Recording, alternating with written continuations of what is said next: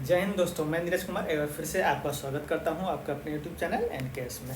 दोस्त, जैसा कि आप देख रहे हैं हमारा मैथ का सेशन है और हमने पिछले सेशन में देखा कि किस प्रकार हम प्रश्नावली 7.1 के प्रश्नों को हल कर रहे थे। 7 प्रश्न तक हमने देख लिया था, उन क्वेश्चनों को समझ लिया था कि किस प्रकार हम उन प्रश्नों को सॉल्व कर सकते हैं। चलिए आइए चलते हैं 7.1 प्रश्नावली का अंतिम क्वेश्चन जो 8वां है उसे सॉल्व करते हैं, उसे समझते हैं। उसके पश्चात आज हम एक थ्योरम पढ़ेंगे यानी प्रमेय पढ़ेंगे। चलिए आइए चलते हैं, पहले अपने प्रश्नों की तरफ चलते हैं, उसके पश्चात हम लोग प्रमेय पढ़ेंगे। चलिए एक बार लाइक कर लीजिए, सब्सक्राइब कर लीजिए, शेयर करते रहिए। चलिए आइए देखिए, जैसा कि आप देख सकते हैं कि हम ये सभी क्वेश्चन कर चुके थे। यहाँ तक हमने कर लिया था दोस्त।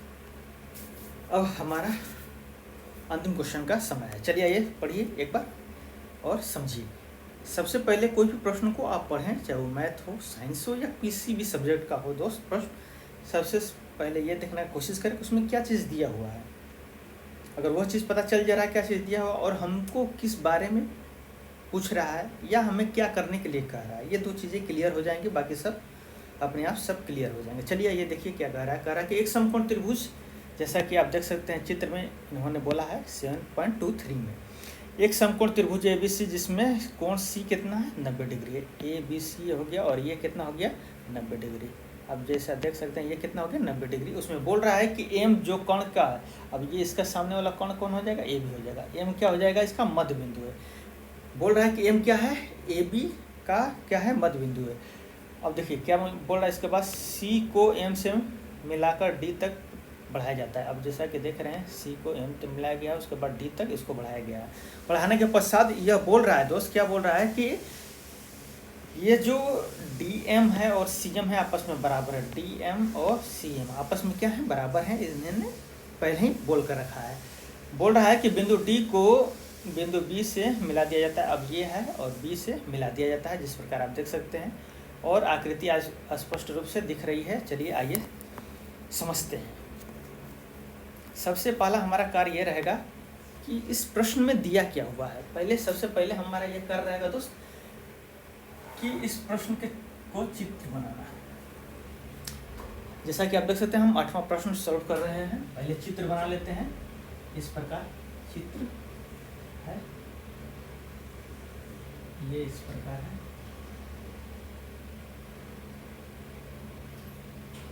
E पॉइंट है, B पॉइंट है, C है, या M पॉइंट है और या D पॉइंट है।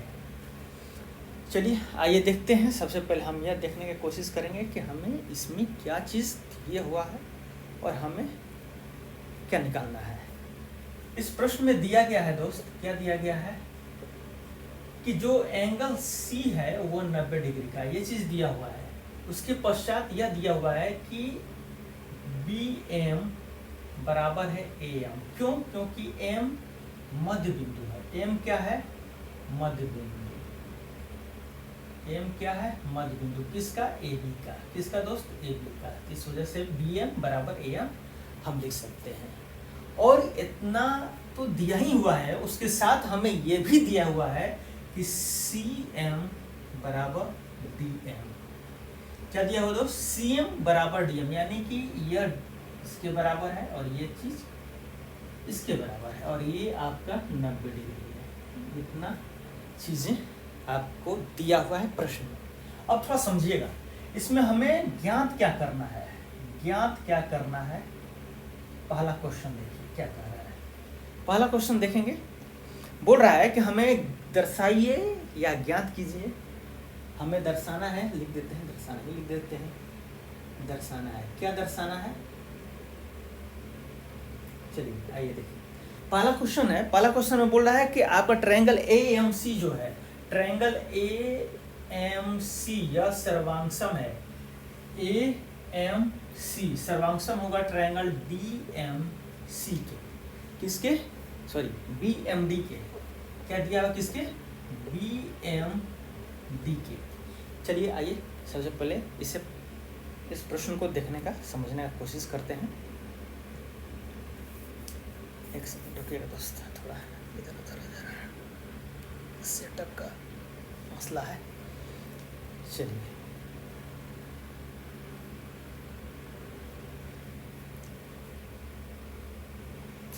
चलिए देखिएगा, बोल रहा है कि आपका AMC है, AMC यह ट्रायंगल जो फर्स्ट ट्रायंगल है यह, उसके बाद BMD सेकेंड ट्रायंगल। क्या बोल रहा है कि इनको आप सर्वांगसम कीजिए। आइए देखते हैं। सर्वांगसम करने का हमारा वही विधि रहेगा दोस्त जो हम शुरुआत से करते आ रहे हैं। यस AS देखेंगे या फिर AS देखेंगे। अब देखिएगा थोड़ा, क्या यह एंगल और यह एंगल बराबर हो जाएगा? बिल्कुल हो जाएगा सर। आप लिख सकते हैं, क्या लिख सकते हैं कि BMD बराबर एंगल AMC। क्यों? शीर्षाभिमुख कोण। किसके कारण? शीर्षाभिमुख कोण होने के कारण। कौन सा कोण होने के कारण दोस्त? शीर्षाभिमुख कोण होने के कारण हम ये चीज लिख सकते हैं। अब समझिएगा, इस एंगल को बनाने के लिए आपको DM और BM लगा है। क्या क्या लगा है?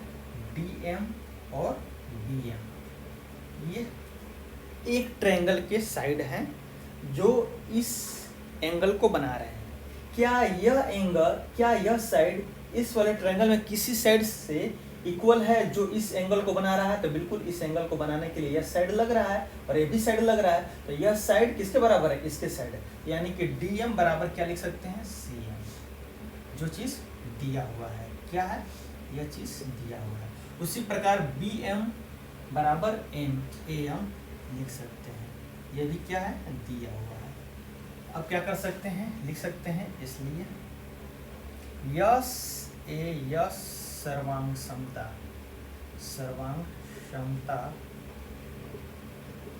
नियम के अनुसार क्या हो सकता है? हमारा यह जो ट्रायंगल है क्या हो जाएगा दोस्त? सर्वांगसम हो जाएगा। क्या हो जाएगा दोस्त? यह जो हमारा ट्रायंगल है, यह ट्रायंगल क्या हो जाएगा? सर्वांगसम हो जाएगा। जैसा कि आप देख सकते हैं, हमने ये फर्स्ट और सेकंड ट्रायंगल में क्या किया? सर्वांगसम किया। ये आपका पहला क्वेश्चन रहेगा। आइए देखिए दूसरा क्वेश्चन क्या कह रहा है।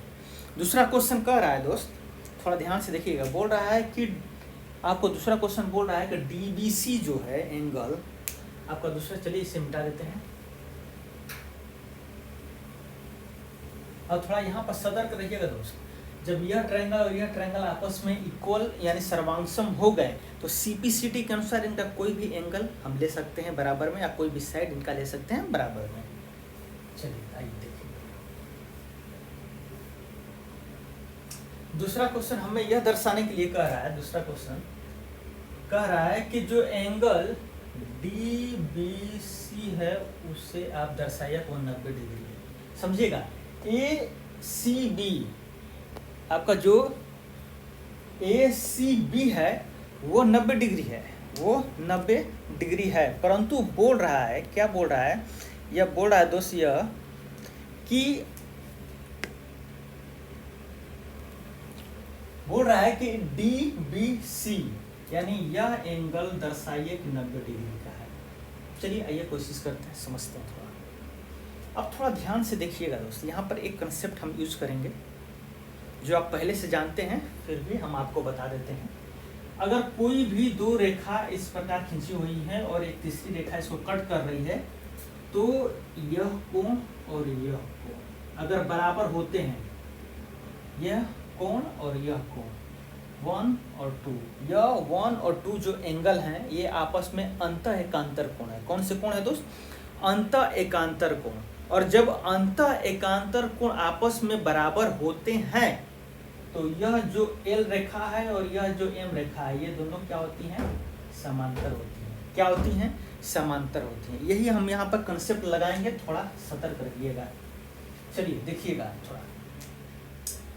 हमने अभी देखा, हमने क्या देखा दोस्त? अभी देखा कि यह ट्रायंगल और यह ट्रायंगल क्या है? सर्वांगसम है। जब यह ट्रायंगल दोनों सर्वांगसम है दोस्त, तो क्या हम यह एंगल और यह एंगल बराबर लिख सकते हैं CPCT के अनुसार? बिल्कुल लिख सकते हैं सर। कैसे लिख सकते हैं देखिएगा जरा। क्या था, ट्रायंगल AMC था, सर्वांगसम करना था ट्रायंगल BMD के। तो थोड़ा ध्यान से देखिएगा, यह एंगल कौन सा है, एंगल, अब ये दोनों सर्वांगसम हो जाएंगे तो क्या हम CPCT के अनुसार, किसके अनुसार, CPCT के अनुसार एंगल थोड़ा ध्यान से देखिएगा, एंगल B, यह एंगल B, यह किस एंगल के इक्वल होगा, एंगल A, किस एंगल के इक्वल होगा, एंगल A। तो वही नामकरण लिखना है, कुछ नहीं करना है, DBM इक्वल होगा DBM एंगल जो इक्वल होगा, क्या यह एंगल CAM के इक्वल होगा, बिल्कुल लिख सकते हैं सर। नामकरण भी ध्यान से रखना है, जो दिया हुआ है वही नामकरण लेना है, अपने अनुसार नहीं बदलना है, उसी हिसाब से आप एंगल भी लेंगे। आप थोड़ा देखिएगा हम कैसे लिए यह एंगल और यह एंगल क्यों लिए हैं।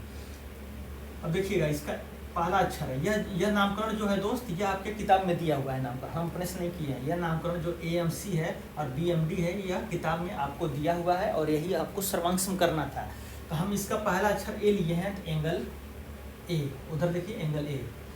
अब इसका भी पहला अक्षर लेंगे तो एंगल B, तो ये दोनों क्या हो जाएंगे, बराबर हो जाएंगे, CPCT के अनुसार क्या हो जाएंगे, बराबर। और थोड़ा गौर कीजिएगा यहाँ पे, क्या यह BD और CA या AC यह दो रेखा हैं। अब यहाँ पर हम लिखना चाहते हैं D है और B है और A है और C है, यह दो रेखा हैं। क्या इसको एक तीसरी रेखा इसे कट कर रही है, DC, यह C हो जाएगा और ये D। क्या ये तीसरी रेखा इसको क्या कर रही है, कट कर रही है। अब इसको थोड़ा वक्त भी देखना है, तो इसको हम थोड़ा बढ़ा देते हैं ताकि आपको स्पष्ट दिखे। अब हमने क्या किया, जिस प्रकार यह रेखा कट रही है उसी प्रकार ये भी तो रेखा है AB, इसको कट कर रही है, ये भी तो एक रेखा है दोस्त AB, यहाँ पर देखिए AB, ये भी तो कट कर रही है। और हमने यही तो किया है, यह एंगल और यह एंगल, और ये देखिए ये दोनों दो रेखाएं हैं, एक दूसरे के सामने हैं, और ये तीसरी रेखा कट कर रही है। और अंत एकांतर कोण, ये क्या हो जाएगा, अंत एकांतर कोण। और जब अंत एकांतर कोण आपस में बराबर होंगे तो यह दोनों रेखाएं क्या हो जाएंगी, समांतर, क्या हो जाएंगी, समांतर। जस्ट हमने अभी यह कंसेप्ट आपको बताया है। चलिए आगे बढ़ते हैं। अब थोड़ा सा ध्यान से देखिएगा, जब हमारा यह एंगल और यह एंगल आपस में क्या हो गए, बराबर हो गए, तो क्या हम लिख सकते हैं कि यह एंगल बराबर है अंत एकांतर कोण का निर्माण कर रहे हैं, जो आपस में बराबर हैं, जो आपस में बराबर हैं। इसलिए जो BD लाइन है वो क्या हो जाएगा, पैरेलल या समांतर AC लाइन के, किसके, AC लाइन के। अब थोड़ा यहाँ पर एक कंसेप्ट और ध्यान से देखिएगा, अगर यह लाइन दोनों आपस में क्या है, समांतर है, क्या है, आपस में समांतर है, तो यह एक तीसरी रेखा है जो इसको डिवाइड करिए। ध्यान से देखिएगा, यह ध्यान से देखिएगा, यह एक दो लाइनें हैं, समांतर हैं, जो समांतर सिद्ध हो गया। हमने कैसे हुआ समांतर, आप समझे अच्छे तरीके से। अब इस पर एक BC एक लाइन है जिसको ट्रांसफर करी है, यानी कट कर रही है। अब कोई भी लाइन है, एक और कंसेप्ट लगेगा, जो यह दो लाइन है और इसको तीसरी रेखा कट कर रही है, इसके एक ही ओर के अंतर कोणों का योग कितना होता है, 180 डिग्री। कितना होता है, 180 डिग्री। तो आप क्या लिख सकते हैं कि BD समांतर AC के, किसके, AC के, BD किसके समांतर हो जाएगा, AC के। तो angle DBC plus angle ACB बराबर 180 डिग्री। क्यों, एक ही ओर के अंतर को, एक ही ओर के अंतर कोण। आप ये जो टर्मिनोलॉजी है दोस्त, अंत एकांतर कोण और एक ही ओर के अंतर कोण, आई थिंक आप समझ रहे होंगे। ये टर्मिनोलॉजी आप समझ रहे होंगे। अगर आप नहीं समझते हैं तो आप लाइन एंड एंगल जो चैप्टर है जो हमने आपको पढ़ा दिया है वहाँ पर जाइए। सबसे पहले इन शब्दों को क्लियर कीजिए कि अंतःएकांतर कोण क्या होते हैं, एकाही वर्ग के अंतर कोण क्या होते हैं। जब इनसे आप अवगत हो जाएंगे तभी आप आगे के प्रश्नों को समझने में आसान होगा दोस्त। अब समझिएगा थोड़ा यहाँ पे, जब ये दोनों का योग 180 होगा और ACB कितना है 90 डिग्री है, तो क्या हम ACB की जगह यहाँ पर जो एंगल ACB है और हमको क्या निकालना है, सिद्ध करना है DBC कितना होना चाहिए 90 डिग्री। कितना होना चाहिए 90 डिग्री। तो क्या हम यहाँ पर DBC प्लस 90 डिग्री बराबर 180 डिग्री लिख सकते हैं? बिल्कुल लिख सकते हैं। अब इसी को प्रोसेस थोड़ा आगे करेंगे तो क्या यह 90 इस साइड चला जाएगा तो 180 में से 90 घटेगा, कितना बचेगा 90 डिग्री। और ये क्या हो गया, प्रूफ हो गया। क्या प्रूफ हो गया? एंगल DBC बराबर कितना हो जाएगा 90 डिग्री। एंगल DBC बराबर कितना हो जाएगा दोस्त 90 डिग्री। ये चीज़ क्या हो गया, प्रूफ हो गया। एक बार आप इसे थोड़ा स्लो देखिएगा, रिवाइंड करके वीडियो देखिएगा, आराम से आसानी से समझ में आ जाएगा। चलिए आइए इसका तीसरा प्रश्न देखते हैं। तीसरा प्रश्न क्या कह रहा है।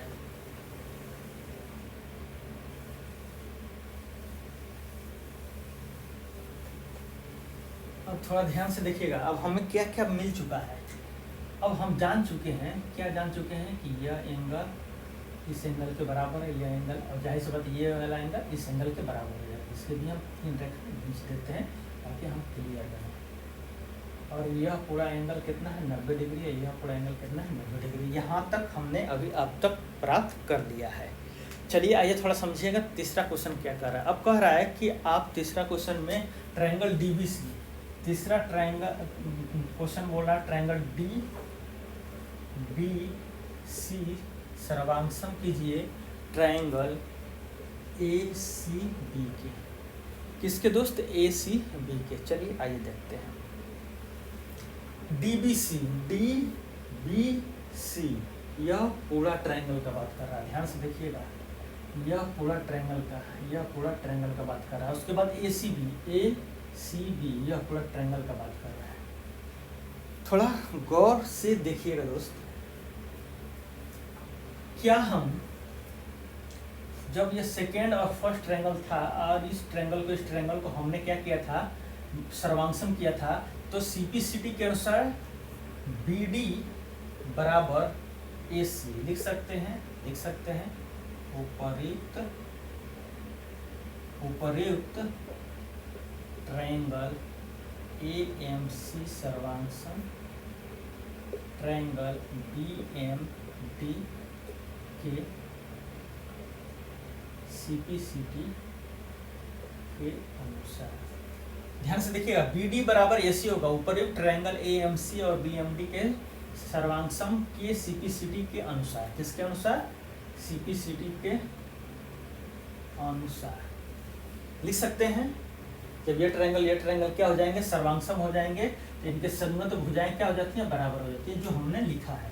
अब थोड़ा ध्यान से देखिएगा, ट्रायंगल DBC में इस एंगल को, एंगल B कितने बराबर है, एंगल लिख सकते हैं, एंगल DBC बराबर एंगल, अब दूसरे ट्रायंगल में ACB, एंगल ACB कितना 90। अब इस एंगल को बनाने के लिए यह भुजा और यह भुजा लगा हुआ है, और इस एंगल को पूरे 90 डिग्री को बनाने में AC लगा हुआ है और BC लगा हुआ है। अब समझेंगे, BD और AC तो बराबर हो गए, एंगल भी हमारा बराबर हो गया। अब BC क्या हो जाएगा, कॉमन हो जाएगा। BC क्या हो जाएगा, कॉमन हो जाएगा। BC क्या हो जाएगा, उभयनिष्ठ। क्या हो जाएगा, उभयनिष्ठ। समझ रहे होंगे दोस्त। 90 डिग्री को, या पूरे 90 डिग्री को बनाने के लिए BC भी लगा है और BD भी लगा है। इस वाले ट्रायंगल में इस 90 डिग्री को बनाने के लिए BC भी लगा है और AC भी लगा है। इसलिए हम क्या कह सकते हैं, इसलिए यस सर्वांगक्षमता यस सर्वांगक्षमता से क्या हो जाएगा, यह ट्रायंगल आपस में क्या हो जाएंगे, सर्वांगसम हो जाएंगे। क्या हो जाएंगे दोस्त, ये दोनों ट्रायंगल क्या हो जाएंगे, सर्वांगसम हो जाएंगे। अब थोड़ा समझिएगा, अब यह दोनों सर्वांगसम जब हो जाएंगे तो आपका यहाँ ही से चौथा क्वेश्चन बनेगा। चौथा क्वेश्चन में क्या कह रहा है, ध्यान से देखेंगे, एक बार फिर से स्लाइड में जाएंगे और देखेंगे। चौथा क्वेश्चन कह रहा है कि जो सी एम है वो हाफ ए बी है, यह प्रूफ कीजिए। जो सी एम है वो हाफ ए बी है, यह प्रूफ करना। आप थोड़ा ध्यान से देखिएगा, क्या हमारा यहाँ से अगर हम जो हमने यह सर्वांशम किया तो क्या हम सीपीसीटी के अनुसार, सीपीसीटी के अनुसार क्या हम अगर यह ए बी ले रहे हैं, इसका ए बी ले रहे हैं, इसका क्या लेंगे, सी डी लेंगे। क्या लेंगे, सी डी लेंगे। क्यों? क्योंकि इसका ये बिंदु है, इसका ये बिंदु है, तो इसका भी यही बिंदु लेंगे। तो ए बी बराबर क्या हो जाएगा, सी डी हो जाएगा। बिल्कुल हो जाएगा सर। सीपीसीटी के अनुसार जब यह दोनों ट्रायंगल आपस में सर्वांगसम होता है तो सीपीसीटी के अनुसार ए बी बराबर सी डी अपने आप हो जाएगा। अब थोड़ा समझिएगा, सी एम किसके बराबर है, डी एम के। और जो सी डी है, जो सी डी है वह C M plus D M है, C M plus D M है। और डी एम के साथ हम सी एम लिख सकते हैं। क्यों लिख सकते हैं, क्यों? क्योंकि यहाँ पर डी एम सी एम के बराबर है और यह हो जाएगा 2cm। क्या हो जाएगा, 2cm। तो क्या हम यहाँ पर ए बी बराबर इस सी डी की जगह 2cm लिख सकते हैं? बिल्कुल लिख सकते हैं। इसलिए सी एम बराबर क्या हो जाएगा, हाफ ए बी। हाफ किस प्रकार होगा, क्योंकि इधर गुणा में इधर जाएगा बटा में हो जाएगा। तो आप यहाँ पर लिख सकते हैं क्या हो जाएगा, हाफ सी एम। यहाँ पर ऊपर हम लिख दे रहे हैं, इसलिए यहाँ पर ए बी बराबर, थोड़ा ध्यान से देखिएगा, ये यहाँ पर गया है ए बी बराबर हाफ सी एम बराबर हाफ ए बी। क्या हो जाएगा, half A B. I think आप समझ गए होंगे दोस्त चौथा क्वेश्चन किस प्रकार बनेगा। तो इस प्रकार आपके प्रश्नावली 7.1 के सभी प्रश्नों का अंत होता है दोस्त। और इसके पश्चात हम एक थ्योरम देखेंगे जो काफ़ी बेहतर थ्योरम है, उससे समझेंगे। उसके बाद यहाँ पर सेशन का अंत करेंगे। तो चलिए आइए जल्दी से उस थ्योरम को देखते हैं और समझते हैं बातों को। चलिए मिटाते हैं।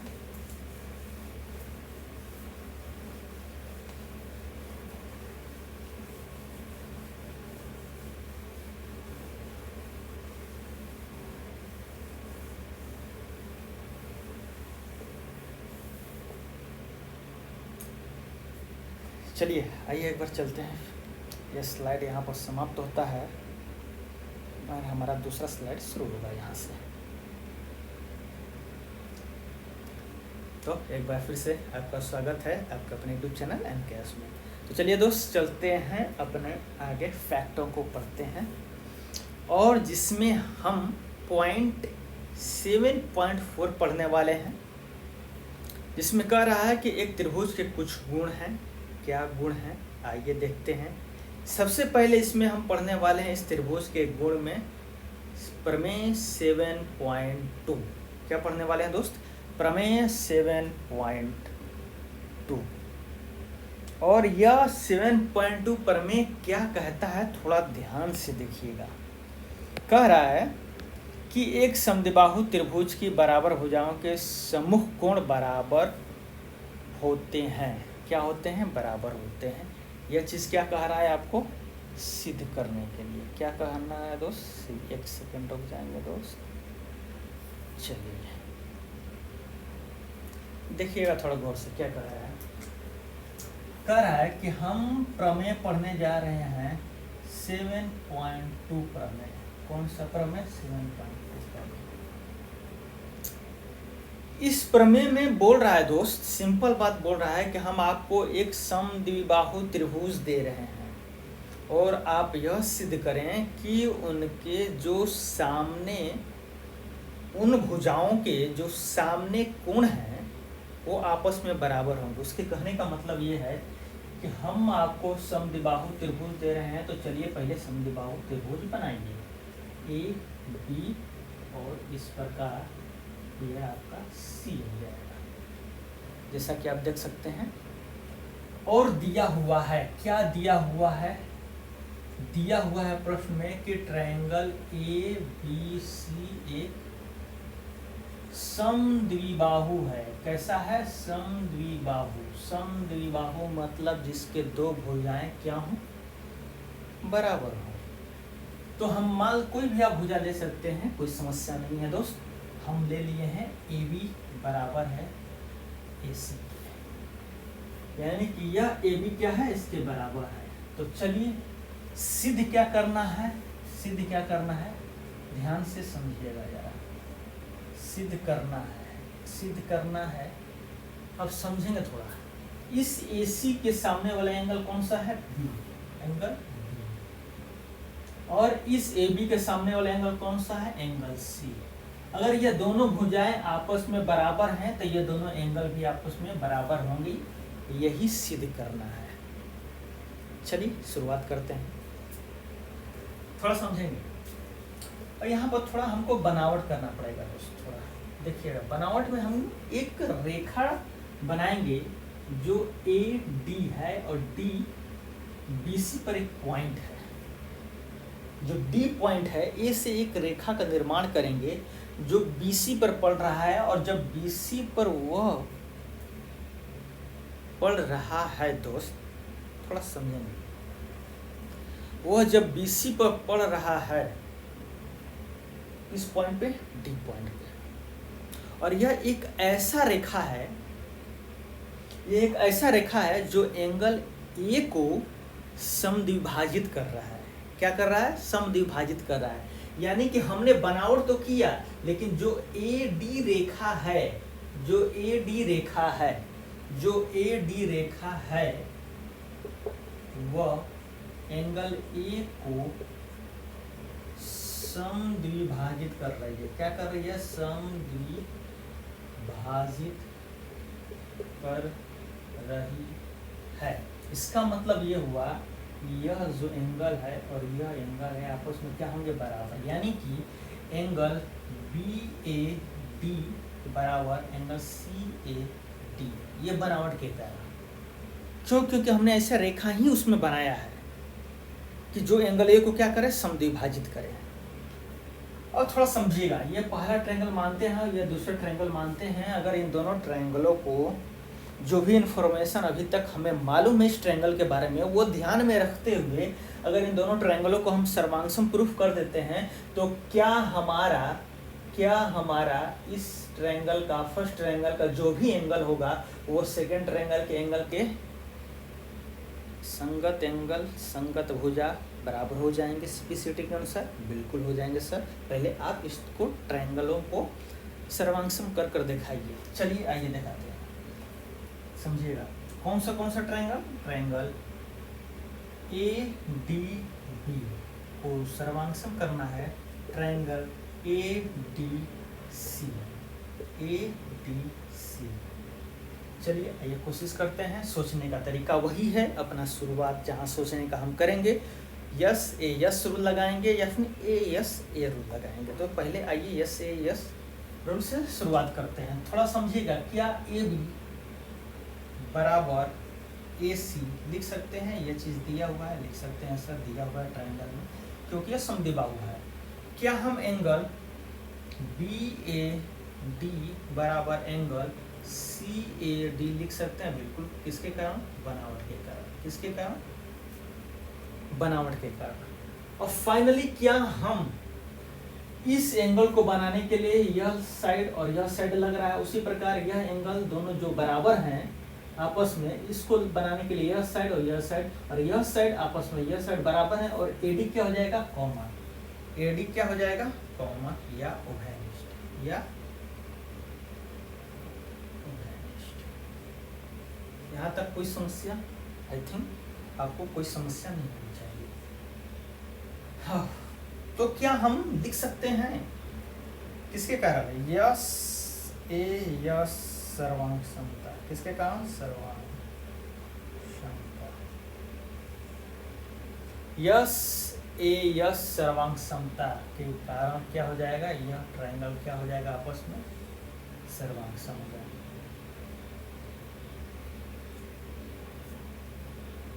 क्या हो जाएंगे दोस्त? यह दोनों ट्रायंगल क्या हो जाएंगे? सर्वांगसम हो जाएंगे फाइनली। इसलिए ट्रायंगल ए डी बी सर्वांग ट्रायंगल ए डी सी के CPCT के अनुसार एंगल B बराबर एंगल C। और हमको फाइनली क्या प्रूफ करना है, यही प्रूफ करना है, एंगल B बराबर एंगल C, एंगल B बराबर एंगल C। हाँ, देख सकते हैं दोस्त किस प्रकार यह दोनों ट्रायंगल को हमने सर्वांगसम किया। और सर्वांगसम करने के बाद CPCT के अनुसार एंगल B बराबर एंगल C। यह जो नामकरण है बहुत ध्यान से लिखिएगा। अगर एंगल B है, यहाँ लास्ट थर्ड पॉइंट लिए हैं, तो इसका भी क्या लेंगे, थर्ड पॉइंट ही लेंगे। तो एंगल C और एंगल B क्या हो जाएंगे, बराबर। तो चलिए दोस्त यहाँ पर सेशन को समाप्त करते हैं। इसी प्रकार यह समाप्त होता है आपका 7.2 प्रमेय। नेक्स्ट सेशन में आप 7.2 प्रमेय का थोड़ा सा रिवीजन देख सकते हैं। उसके पश्चात आप देखेंगे वहाँ पर 7.3 प्रमेय, और उसके पश्चात लगभग 3 उदाहरण हैं। उन उदाहरणों को हम करेंगे, समझेंगे। तो चलिए मिलते हैं अपने नेक्स्ट सेशन में। Have a nice day, God bless you, जय हिंद।